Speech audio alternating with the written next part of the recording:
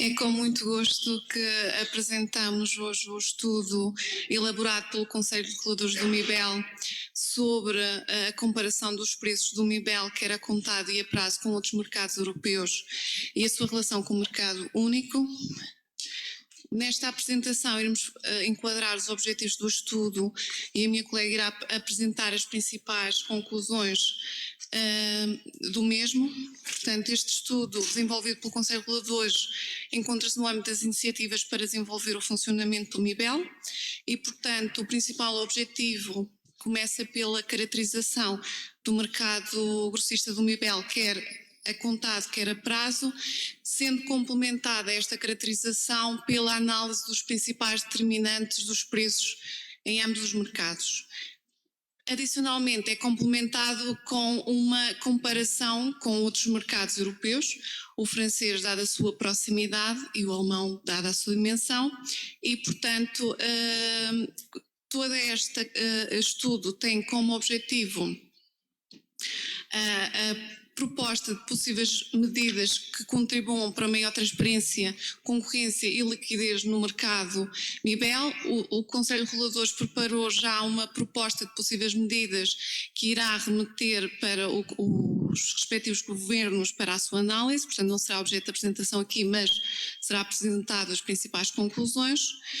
Neste estudo compreende informação quer desde 2010 até 2018, e, adicionalmente, para além desta análise feita aos dados do mercado, foram integrados neste estudo os principais contributos que, ao longo de 2018, os diversos stakeholders do MIBEL partilharam com o Comitê Técnico do MIBEL sobre os principais desafios da liquidez do MIBEL e, portanto, neste estudo irão perceber que são integrados os principais contributos recebidos. Bueno, pues me presento, ya me ha presentado Eduardo, soy Esther Espeja, la subdirectora de Mercados Derivados, miembro del Comité Técnico del MIBEL. Comentaros adicionalmente a lo que estaba diciendo Elizabeth, bueno, llevamos bastante tiempo trabajando en este estudio que hemos prorrogado un año adicional. A lo largo de 2018 nos hemos reunido, como comentaba Elizabeth, con los principales agentes, los principales actores del sector, mercados organizados, brokers, asociaciones de consumidores, minoristas, mayoristas. Entonces, todas las principales conclusiones que nos han comentado están recogidas en este estudio.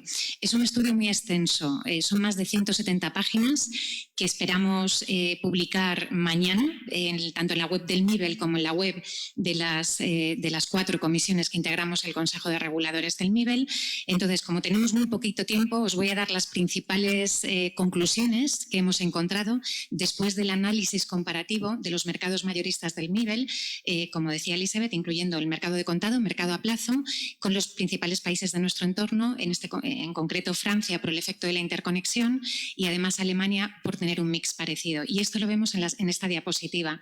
Lo que estamos observando es que del estudio comparativo realizado entre 2010 y 2018 observamos que el parque de generación del MIBEL es similar al del mercado alemán y no tanto al francés. ¿Por qué? Pues porque en Francia tienen un peso muy importante el componente nuclear, el mix tecnológico producido a partir de nucleares. Sin embargo, tanto en MIBEL como en Alemania hay un mayor peso de las tecnologías fósiles y de las fuentes de energía renovables.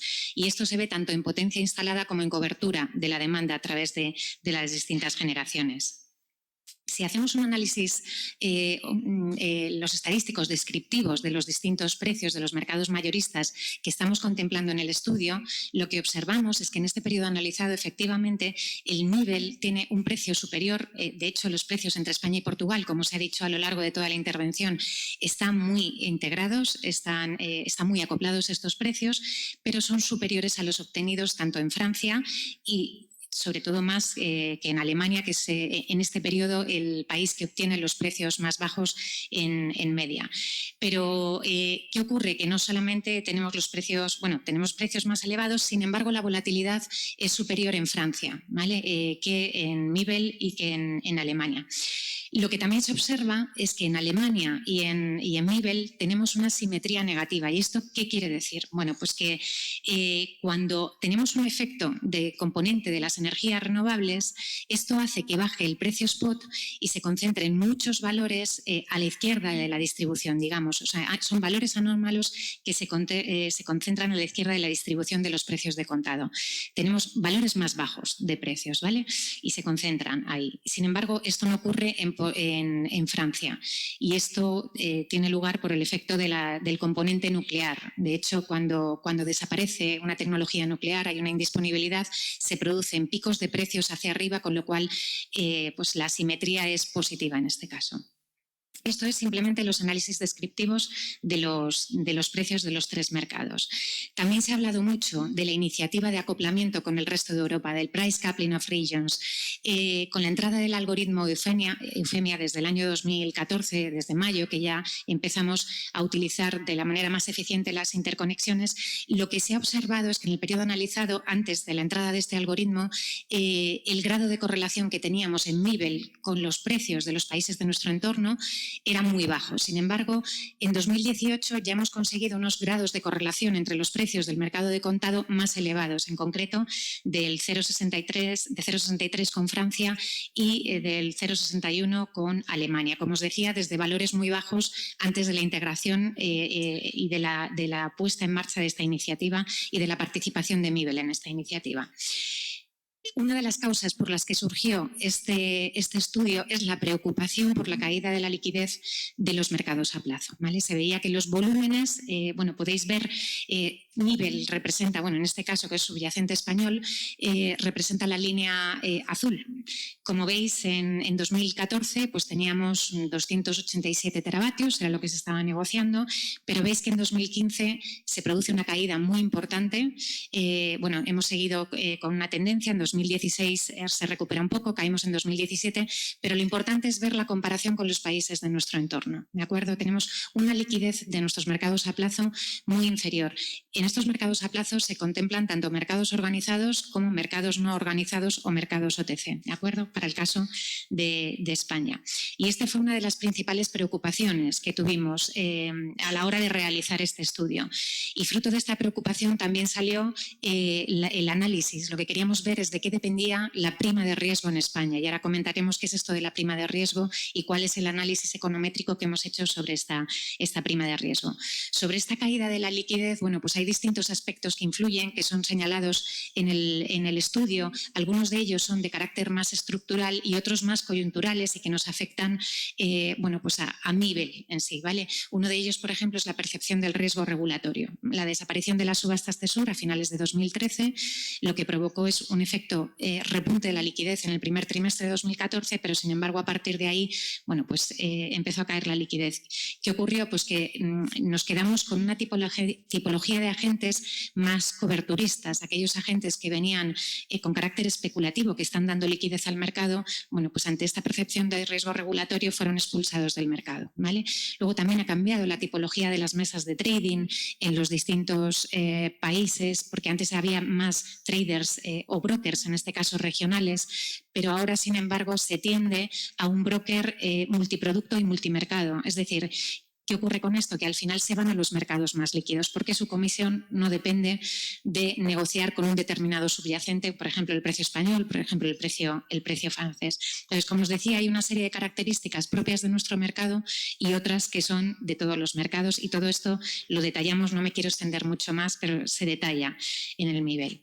Entonces, he introducido el concepto de la prima de riesgo. Pues, ¿qué entendemos por prima de riesgo en los mercados a plazo? Pues no es más que la diferencia entre el precio del contrato mensual a plazo, es como lo hemos medido en este estudio, el último día de cotización, ¿de acuerdo? Justo antes de su liquidación, y el precio spot de ese mes correspondiente en el que se liquida, ¿vale? Pues sobre esto es lo que versa el estudio que hemos estado realizando, y analizando las primas de riesgo tanto de MIBEL como de los mercados analizados en nuestro entorno, observamos que la prima de riesgo en España es superior, ¿vale?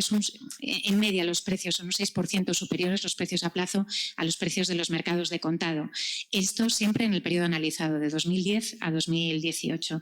Sin embargo, en Francia y en Alemania son inferiores estas primas de riesgo. ¿De acuerdo? Y luego también lo que se observa es que no solamente tenemos una prima de riesgo superior, sino que además la volatilidad de nuestra prima de riesgo también es más elevada que en los países de nuestro entorno. Y además se observa una mayor correlación entre las primas de riesgo de Alemania y Francia que las de estos mercados con MIBEL. Esto tiene todo el sentido por lo que hemos estado diciendo a lo largo de toda la conferencia, por las interconexiones. Tenemos una interconexión limitada en este sentido y nuestros precios no son tan parecidos a los países de nuestro entorno. Y bueno, ya sin más, simplemente para que veáis de un vistazo, no me voy a meter a explicar esto, ya tendréis tiempo de leerlo, pero este es el modelo econométrico que hemos realizado.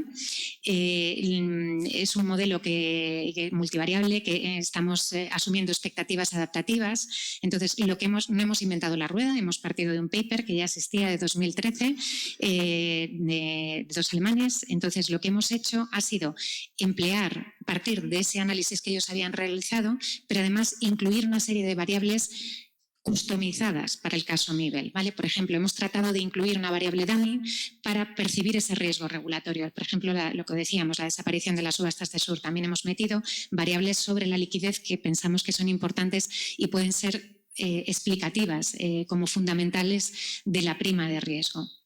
Entonces, simplemente es esto para que veáis. Esta es la descripción de las variables, para que entendáis un poco más y los efectos que tienen positivos o negativos, los coeficientes de correlación que hemos encontrado. Entonces, para no detenerme más en esto, únicamente os voy a contar, bueno, pues cuáles son las variables más significativas que hemos encontrado a la hora de explicar la prima de riesgo. Bueno, pues en los tres mercados las variables más significativas tienen que ver con el porcentaje de la cobertura de las energías renovables, o sea, el porcentaje de la cobertura de la demanda a partir de energías renovables, ¿vale? Si veis, la segunda de las líneas, cuando ponemos aumento de la prima de riesgo por incrementos en el porcentaje de demanda cubierto con energías de fuentes renovables, aquí lo que tratamos de recoger en el modelo son los shocks. Shocks producidos pueden ser sobre la oferta o sobre la demanda. Y para entender qué son estas cifras que vienen aquí, porque como os decía, estas son variables significativas que explican la prima de riesgo en el modelo, lo que se observa es que un incremento de un 1% en el porcentaje de la cobertura de la demanda a partir de fuentes de energías renovables, y esto producidos en el mes de liquidación, en el mes en el que se está liquidando el producto, que es esa T mayúscula que ponemos ahí, lo que genera tiene un efecto positivo sobre la prima de riesgo, es decir, aumenta la prima de riesgo, ¿de acuerdo? ¿Y cómo es esto? Bueno, pues porque si aumenta en el mes de liquidación el porcentaje de energía cubierto con energías renovables, hay más energías renovables, se produce una bajada, esto tiene un efecto descendente sobre el precio spot y entonces a su vez lo que hace es aumentar esa prima que estamos midiendo a partir del modelo, ¿vale? Y este efecto es común en los tres mercados, este efecto es positivo en los tres mercados y esto es la cuantificación en términos monetarios de por ese aumento de un 1% en el porcentaje de la demanda cubierto de energías renovables se incrementaría, por ejemplo, en el caso de España, esa prima en 0,42 euros megavatio, ¿de acuerdo? Y las cuantías equivalentes en el caso de Alemania y Francia. Hay otra variable parecida, pero lo que queremos medir es el efecto miopía que tienen los mercados a plazo, ¿de acuerdo? Entonces, en vez de situarnos en el mes de liquidación del contrato a plazo, lo que hacemos es que nos situamos en el mes anterior, justo en el último mes en el que cotiza ese mercado, en el último día de esa cotización, ¿de acuerdo? Y entonces, lo que tratamos de medir es qué efecto tiene una mayor producción renovable en ese mes anterior al de liquidación de los contratos, ¿vale? Entonces, el efecto que observamos también es significativo en los tres mercados y además negativo. Esto quiere decir que por cada 1%, por ejemplo, de cobertura de la demanda a partir de fuentes de energías renovables, aumentan las renovables. Entonces, ¿qué es lo que ocurre? Baja el precio spot en el mes anterior al de liquidación del contrato. Pero por esta miopía que tienen los agentes a la hora de conformar los precios y las expectativas del mercado a plazo ya lo están trasladando a los precios a plazo. Entonces se produce una bajada de la prima de riesgo medida en ese mes anterior. Entonces, bueno, como ya nos hemos extendido bastante, sí quería animaros a que miráis este estudio. Ahora, Elizabeth, si quieres cerrar la conferencia, bueno, la idea es que vamos a publicarlo mañana. Ya está aprobado por parte del Consejo de Reguladores del MIBEL y entonces, bueno, la parte más interesante de este estudio también es una serie de propuestas de medidas, porque una vez caracterizados los mercados spot y los mercados a plazo, como comentaba Elizabeth, el objetivo es ver cómo se conforman los precios, si se conforman de manera eficiente, ver qué está ocurriendo en estos mercados y proponer medidas para intentar aumentar la liquidez de los mercados, ¿de acuerdo? Entonces, bueno, pues en esto consiste el estudio. De momento esas medidas han sido planteadas como una batería de medidas que están en fase de análisis por las comisiones reguladoras y bueno, este estudio será remitido a los gobiernos, tanto de España y Portugal, para que ellos a su vez también analicen toda esta batería de medidas y como comentaba Elizabeth, pues bueno, estas medidas de alguna manera han sido fruto de las conclusiones que hemos encontrado en este estudio y también, como comentaba mi compañera, pues fruto también de la interlocución que hemos tenido a lo largo de 2018 con los distintos actores más relevantes que intervienen en los mercados a plazo. Pues por nuestra parte, animaros a que descarguéis el estudio en cuanto esté disponible y que lo reviséis. Y si tenéis preguntas, pues nos las dirigís al Comité Técnico del MIBEL. Muchas gracias.